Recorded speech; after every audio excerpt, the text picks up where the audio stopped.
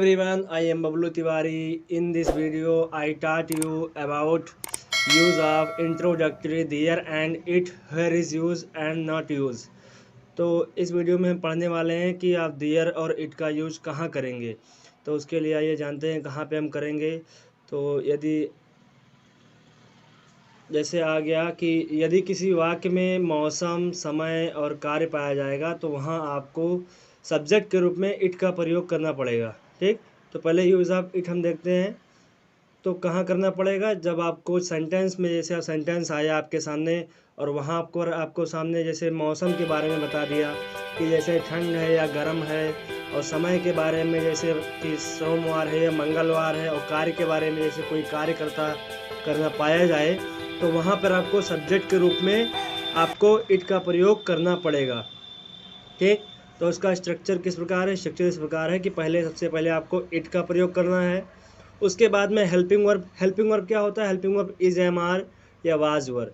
तो इट आप जानते हैं कि इट जो है एक वचन है, यानी कि सिंगुलर नंबर है। तो इसके साथ अगर परफेक्ट में प्रेजेंट में होगा तो आप इज, एम, आर का यूज करेंगे, इज का यूज करेंगे, और अगर पास्ट में होगा तो आप वाज का यूज करेंगे। ठीक, तो यहाँ पे आपको क्या यूज करना है? इज और वाज का यूज करना है। ओके, उसके बाद में आएगा आपका ऑब्जेक्ट, फिर आएगा आपका कॉम्प्लीमेंट।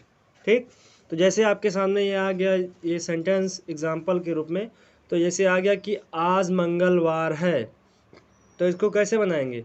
तो आज मंगलवार है यानी कि आपका ये प्रेजेंट में है, और यहाँ पे देखिए समय के बारे में बताया गया है। तो इसको बनाएंगे, यानी कि सबसे पहले इट का प्रयोग करेंगे, तो इट, और फिर प्रेजेंट में है तो आप इज का यूज करेंगे, इट इज, और फिर मंगलवार है यानी कि ट्यूसडे, तो it is Tuesday today. Okay, तो इस तरह से आपका ये सेंटेंस बनेगा। और जैसे मान लीजिए अभी किसी प्राकृतिक घटना के बारे में आ जाए, जैसे आज ठंड है, तो इसको कैसे बनाएंगे? तो आज ठंड है, तो यहाँ पे किसका यूज होगा? इट का यूज होगा, यानी इट। और यहाँ देखेंगे है, तो आप इज का यूज करेंगे। अगर था, थी, थे आएगा तो यहाँ पे आप वाज का यूज करेंगे। तो यहाँ पे है तो इज, तो इट इज। अब ठंड है तो ठंड यानी कि कोल्ड, इट इज कोल्ड, और आज यानी कि टुडे, तो it is cold today. Okay, अब जैसे आ गया आपके, जैसे वर्षा के बारे में आ गया, और वहाँ आपसे पूछ रहा है, देखिए यहाँ पे सब्जेक्ट नहीं दिया हुआ है, देखिए यहाँ पे सब्जेक्ट नहीं दिया हुआ है, और यहाँ पे एक काम हो रहा है कि जोरों से वर्षा हो रही है, जोरों से वर्षा हो रही है। तो यहाँ पे आपका कार्य यानी कि वर्क हो रहा है एक प्रकार से। तो इसको आप कैसे बनाएंगे? तो यहाँ पे आप देखिए क्या लिखा हुआ है, हो रही थी, जोरों से वर्षा हो रही थी, यानी कि आप देखा जाए इसको तो आपके ये पास्ट कंटिन्यूअस में जा रहा है। ठीक, पास्ट कंटिन्यूअस में जा रहा है। तो आपको यूज क्या करना है? आपको यहाँ पे थी है ना, तो आपको जो है वाज का यूज करना है, यानी कि इट वाज। अब यहाँ पे रही थी यानी कि कंटिन्यूअस आ गया, तो कंटिन्यूअस के लिए वर्ब में आईएनजी लगाना पड़ेगा। तो it was raining, it was raining. Okay, अब जोरों से यानी कि जोर से, जोर से यानी कि हैवली, हैवली। तो ये आपका सेंटेंस कंप्लीट हुआ कि इट इज रैनिंग हैवली, तो जोरों से वर्षा हो रही थी यानी कि it is raining heavily. Okay, अब जैसे आपके सामने आ गया एक सेंटेंस और कि झूठ बोलना पाप है, तो यहाँ पे देखिए भी सब्जेक्ट नहीं दिया हुआ है, और यहाँ पर भी एक कार्य है कि वह झूठ बोलता है। ओके, तो झूठ बोलना पाप है, तो इसको कैसे बनाएंगे? यहाँ पे देखेंगे आपका है लिखा हुआ है, तो आपको यहाँ पे इट के साथ में इज का यूज करना है। तो इट इज, इट इज। अब पाप है, पाप की इंग्लिश क्या होती है? सिन, तो इट इज सिन। और झूठ बोलने की इंग्लिश होती है tell a lie, tell a लाई यानी कि झूठ बोलना, लाई में झूठ, और टेल अ लाई यानी कि टेल में बोलना, और एक यानी कि झूठ यानी कि tell a lie. It is sin to tell a lie. Okay, तो झूठ बोलना पाप है, यानी कि it is sin to tell a lie. अब जैसे एक सेंटेंस और आ गया सामने एग्जांपल के रूप में, जैसे आ गया नौकरी पाना एक कठिन कार्य है। तो नौकरी पाना एक कठिन कार्य है, यहाँ पे देखिए कार्य किया जा रहा है ना, एक घटना के रूप में है जैसे। तो यहाँ पे भी आप इट का यूज करेंगे ऐसे सेंटेंसों में। तो यहाँ पे आपको है दिख रहा होगा ना, तो इसलिए आपको इज का यूज करना है। तो इट इज अब एक कठिन कार्य है, तो it is a hard work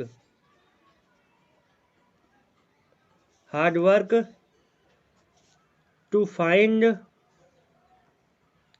find job. Okay. अब एक सेंटेंस ऐसा आता है इट के प्रयोग में, जैसे आपको दे देगा कि एक दो सेंटेंस को एक में जोड़ के दे देगा। वह कैसा रहेगा, जैसे बोल देगा कि यह निश्चित है कि तुम आलसी हो या तुम जो है कमज़ोर हो, ऐसे सेंटेंस दे देगा। तो ऐसा सेंटेंस आपके सामने आ जाएगा, तो आप कैसे बनाएंगे तो वो भी जान लिए। जैसे लिखा हुआ है कि यह निश्चित है कि वह गरीब है, तो यहाँ पे देखिए है यहाँ भी है, तो आपको इज का प्रयोग करना है यहाँ पे। तो इट इज़, सबसे पहले आपको पहले वाला सेंटेंस बनाना है। ओके। तो इट इज निश्चित यानी कि फिक्स्ड, इट इज फिक्स्ड। ठीक। अब यहाँ पे की है तो आपको डैट लगाना पड़ेगा। अब वह गरीब है, यानी कि यहाँ पे इज लगेगा। अब वह की इंग्लिश क्या हो जाएगी, ही, और इज अ पुअर। ठीक। तो इस प्रकार से आप इट का प्रयोग करना जान गए होंगे। तो अब हम आगे चलते हैं और आगे सीखते हैं कि देयर का प्रयोग आप कहाँ करेंगे, कैसे करेंगे, और कहाँ कहाँ पे यूज होगा, कहाँ नहीं होगा। देखिए इट का प्रयोग तो हमने वहाँ किया जहाँ पे जो है मौसम समय कार्य था। ओके। अब देयर का प्रयोग हम वहाँ करेंगे जहाँ ये सब कुछ ना हो, ना मौसम हो, ना समय हो, ना कार्य हो, और जहाँ पे जो है सब्जेक्ट ना हो, वहाँ पे हम देयर का यूज करेंगे। ठीक। तो जैसे आपके सामने सेंटेंस आ गया कि इस गांव में एक मंदिर है, तो यहाँ पे ना आपका कार्य हो रहा है, ना आपका सब्जेक्ट दिया हुआ है, ना यहाँ पे मौसमिक घटना है, और ना यहाँ पे प्राकृतिक घटना है। तो उसको कैसे बनाएंगे, तो यहाँ पे भी देखेंगे कि है और था, यानी कि प्रेजेंट में है या पास्ट में है। तो यहाँ पे है लगा हुआ यानी कि आपका प्रेजेंट में है। तो इसको कैसे बनाएंगे, तो सबसे पहले आप लिखेंगे देयर। अब है तो इज लगाएंगे, देयर इज। अब लिख रखा है कि एक मंदिर, यानी कि a temple, there is a temple. अब इस गांव में, यानी कि इन दिस विलेज। ओके। तो इस प्रकार से ये सेंटेंस बन गया आपका। अब जैसे एक सेंटेंस और आ गया आपके सामने कि मालवा में एक राजा था। तो मालवा में एक राजा था। अब यहाँ देखिए आपको क्या पता लग रहा होगा कि आपका सेंटेंस पास्ट में है। तो यहाँ भी आप देयर का यूज करेंगे, क्योंकि यहाँ पे एक सब्जेक्ट नहीं है, सब्जेक्ट के रूप में कुछ भी नहीं। मालवा में एक राजा था। ठीक। तो राजा का नाम थोड़ी ना लिखा हुआ है, मालवा में एक राजा था। तो यहाँ पे क्या यूज करेंगे, देयर। अब यहाँ पे था है तो वाज, एक है तो ए, देयर वाज अ किंग। अब मालवा में, यानी कि इन मालवा। ठीक। मालवा। अब आ गया एक सेंटेंस आपके सामने कि एक जंगल में एक शेर रहता था। तो यहाँ पे ना आपका जो है सब्जेक्ट दिया हुआ है, ना यहाँ पे कोई कार्य हो रहा है, ना यहाँ कोई मौसमिक घटनाएं हो रही हैं। ओके। तो एक जंगल में एक शेर रहता था। तो यहाँ पे देखिए रहता था, यानी कि आपका पास्ट में है, तो यहाँ पे आप वाज का यूज करेंगे। तो कैसे करेंगे, तो देयर वाज। अब एक शेर, यानी कि ए लॉयन,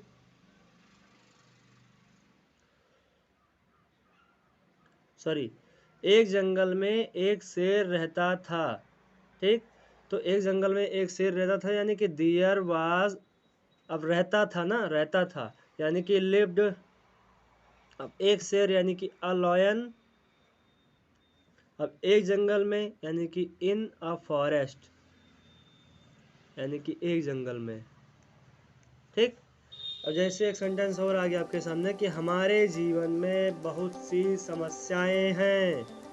ये आ गया आपके जीवन के ऊपर। लाइफ में जो समस्याएं आती है उसके ऊपर आ गया कि हमारे जीवन में बहुत सी समस्याएं हैं। अब यहाँ पे आपको ना सब्जेक्ट दे रखा है, ना यहाँ पे कार्य हो रहा है, ना यहाँ पे समय है, ना मौसमिक घटनाएं हैं। तो हमारे जीवन में बहुत सी समस्याएं हैं। तो यहाँ पे आपको दिख रहा होगा कि यहाँ पे है यानी कि आपका ये देखने में आपको प्रेजेंट में लग रहा होगा। तो यहाँ पे आप इज का यूज करेंगे तो देयर इज।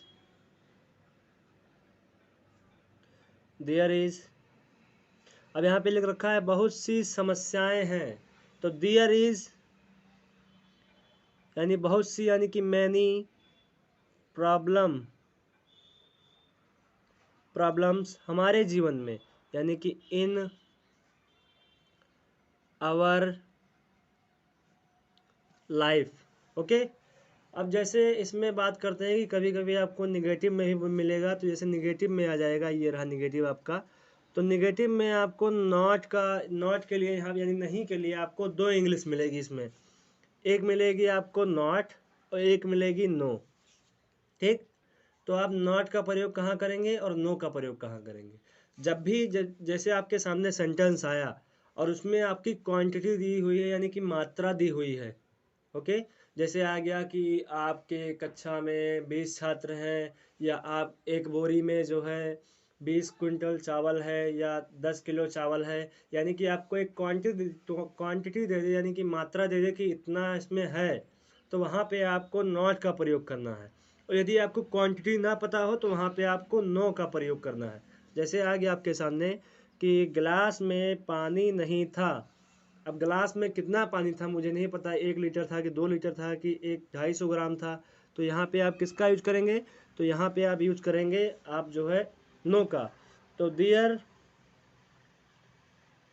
अब यहाँ पे था है तो वाज, और यहाँ पे नॉट नहीं है तो यहाँ पे नो का प्रयोग करेंगे, क्योंकि यहाँ पे कोई क्वांटिटी नहीं दी हुई है। तो there was no water in glass. Okay. अब जैसे आ गया दूसरा जो क्वांटिटी वाला है, कक्षा में 20 छात्र नहीं है। तो कक्षा में 20 छात्र नहीं है, यहाँ पे आपकी क्वांटिटी आ गई। तो यहाँ पे है तो यहाँ पे इज लगेगा। तो देयर इज। अब यहाँ पे आपका नॉट लगेगा क्योंकि ये क्वांटिटी में है। तो देयर इज नॉट। ओके। 20